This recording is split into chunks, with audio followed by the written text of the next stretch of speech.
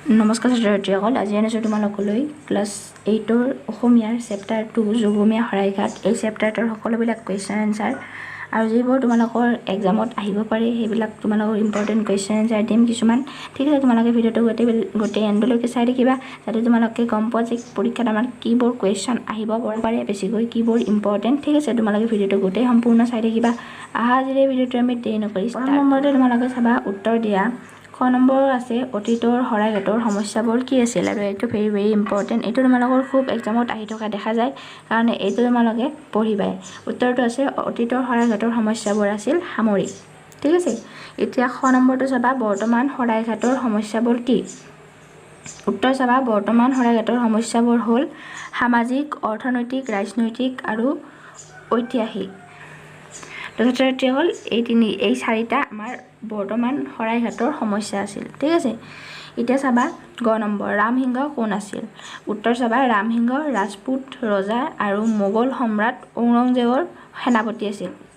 তো ছাত্ৰ-ছাত্ৰীসকল মই যিকেইটা তোমালোকক কৈ আছোঁ সেইকেইটা গোটেইকেইটা ইম্পৰ্টেণ্ট। শ্বৰ্ট কুৱেশ্যনকেইটা তোমালোকে গোটেইকেইটা চাই যাবা। যিবোৰ লং কুৱেশ্যন আছে তাৰ পৰা মই কিছুমান ইম্পৰ্টেণ্ট তোমালোকক দি দিম যাতে তোমালোকে সেই কুৱেশ্যনকেইটা পঢ়ি এক্সাম দিব পাৰা, এক্সামত যাতে তোমালোকে ভাল মাৰ্ক আনিব পাৰা। ঠিক আছে, এতিয়া চাবা খ নম্বৰটো ৰামসিংহ অসমলৈ কিয় আহিছিল। উত্তৰ চাবা ছাত্ৰ-ছাত্ৰীসকল তোমালোকে ইয়াত চাবা ৰামসিংহ অসমলৈ দিয়া গৈছে, তো ইয়াত তোমালোকে লিখা অসমত।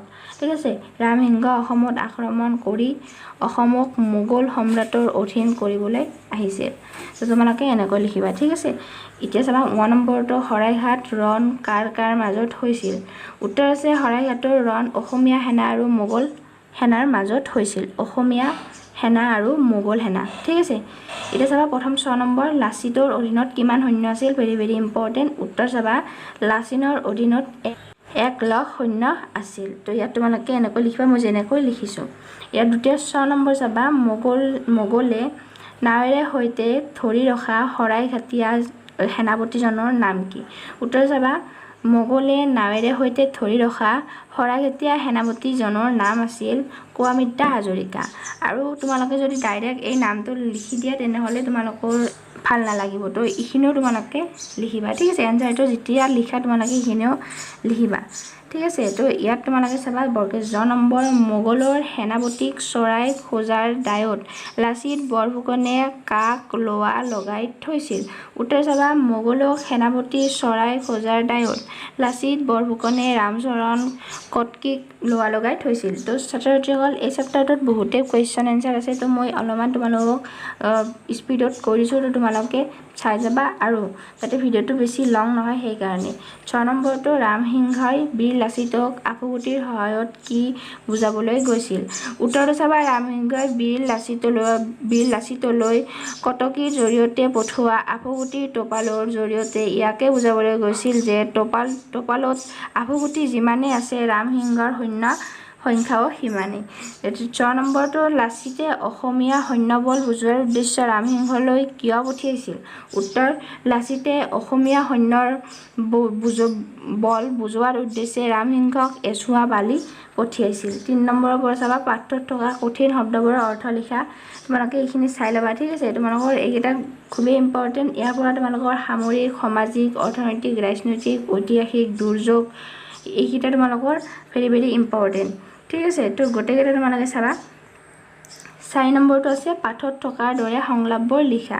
ক নম্বৰ কথাৰ যুদ্ধৰে বলে নোৱাৰি ৰামসিংহই ব্ৰহ্মপুত্ৰৰ পাৰ হৈ গুৱাহাটী গড় ল'বলৈ চেষ্টা কৰাৰ সময়ত জ্বৰৰ গাৰে লাচিত বৰফুকনে ৰনুৱাসকলক কি কৈছিল। আৰু এইটো ভেৰি ইম্পৰ্টেণ্ট। এইটো তোমালোকৰ আহিয়ে থাকে এক্সামত, হাফ ইয়াৰলি এক্সামটোত অহাৰ খুবেই সম্ভাৱনা আছে।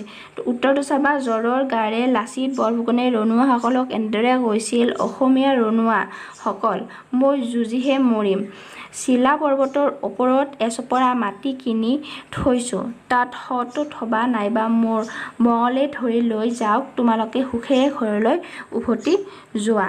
তো ইয়াত চাবা খ নম্বৰ অসম এৰি যোৱাৰ সময়ত ৰামসিংহই অসমক প্ৰশংসা কৰি কি কৈছিল। ভেৰি ইম্পৰ্টেণ্ট এইকেইটা কুৱেশ্যন। উত্তৰ চাবা অসম এৰি যোৱাৰ সময়ত ৰামসিংহই অসমক প্ৰশংসা কৰি এনেদৰে কৈ গৈছিল, ধন্য ৰজা, ধন্য মন্ত্ৰী, ধন্য সেনাপতি, ধন্য সেনা, অকল এজন মানুহে সকলো সৈন্য চলায়। ই কি আচৰিত মহেন ৰামসিংহই নিজে যুদ্ধৰ সেনাপতি হৈও একোতে সুবিধা নেপাওঁ তো ইয়াত গ নম্বৰটো কোনোবাই যুদ্ধৰ কামত মন এৰি ইফাল সিফাল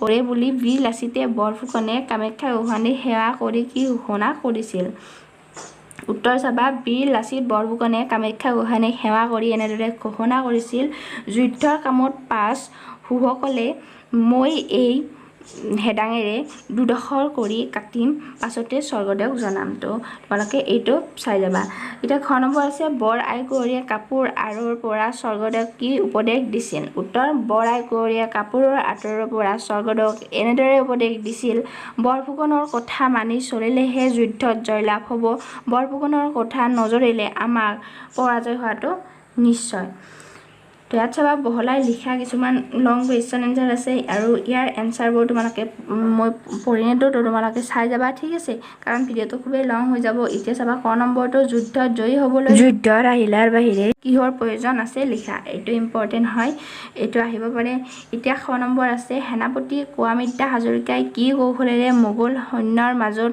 পৰা সাৰি আহিবলৈ সক্ষম হৈছিল বৰ্ণনা কৰা এইটো তোমালোকৰ হাফ ইয়াৰলি এক্সামত যদি নাহে তোমালোকৰ এনুৱেল এক্সামত এইটো তোমালোকৰ আহিব পাৰে ঠিক আছে এতিয়া তোমালোকে ইয়াৰ এনচাৰটো চাই লোৱা এতিয়া গ নম্বৰটো চাবা শৰাইঘাটৰ ৰণত অসমৰ বিজয়ৰ মূলতে থকা কথাবোৰ লিখা ভেৰি ভেৰি ইম্পৰ্টেণ্ট গ নম্বৰটো এই গোটেইকেইটা তোমালোকৰ ইম্পৰ্টেণ্ট পাৰিলে তোমালোকে গোটেইকেইটা পঢ়িব লাগে ঠিক আছে 6 নম্বৰ আছে প্ৰসংগ সংগতি লগাই বুজাই লিখা এতিয়া তোমালোকক মই কৈ দিওঁ ইয়াৰ কোনকেইটা ইম্পৰ্টেণ্ট ক নম্বৰটো যিটো আছে অগ্নি সৰ্ব আৰু প্ৰলোভন এই তিনি একেধৰণৰ বিষাক্ত very very important and common question এই কুৱেশ্যনটো ঠিক আছে ছাত্ৰ ছাত্ৰীসকল এই কুৱেশ্যনটো তোমালোকে চাই যাবা এই কুৱেশ্যনটো নেৰিবা আৰু মই যেনেকৈ লিখিছোঁ তোমালোকে তেনেকৈ লিখিবা সেইখিনি তোমালোকে লিখিবা ঠিক আছে খ নম্বৰটো চাবা বাৰীৰ ভিতৰত পুখুৰী সিঁচোতে 8টা 10টা মানুহক শিঙে বিন্ধে এইটো ইম্পৰ্টেণ্ট নহয় কাৰণ এইটো তোমালোকে স্কিপ কৰিব পাৰা এতিয়া গ নম্বৰ চাবা সেই শৰাইঘাট নাই কিন্তু শৰাইঘাট আছে এইটো ভেৰি ভেৰি ইম্পৰ্টেণ্ট এইটো তোমালোকৰ আহিব পাৰে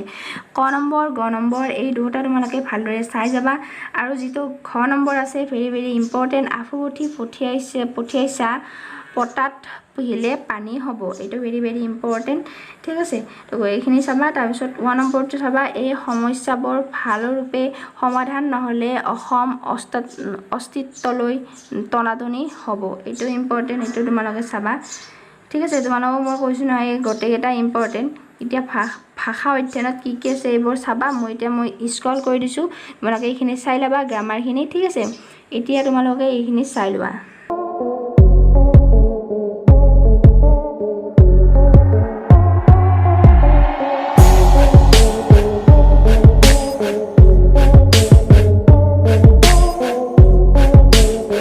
ছাত্ৰ-ছাত্ৰীসকল এইখিনি আছিল আজিৰ এই ভিডিঅ'টো তোমালোকে কেনেকুৱা লাগিলে এই ভিডিঅ'টো যদি ভাল লাগিলে এটা লাইক কৰিবা আৰু তোমালোকক কি চেপ্টাৰৰ কুৱেশ্যন এনচাৰ লাগে নেক্সট ভিডিঅ'ত কমেণ্ট কৰি নিশ্চয় জনাবা যদি আমাৰ চেনেলটোত নতুনকৈ আহিছা তেনেহ'লে ছাবস্ক্ৰাইব কৰিবা এনেকুৱা ক্লাছ 8ৰ সকলো ছাবজেক্টৰ ভিডিঅ' এই চেনেলটোত পাই থাকিবা আজিলৈকে এইখিনি আছিল থেংকছ ফৰ ৱাচিং ভিডিঅ'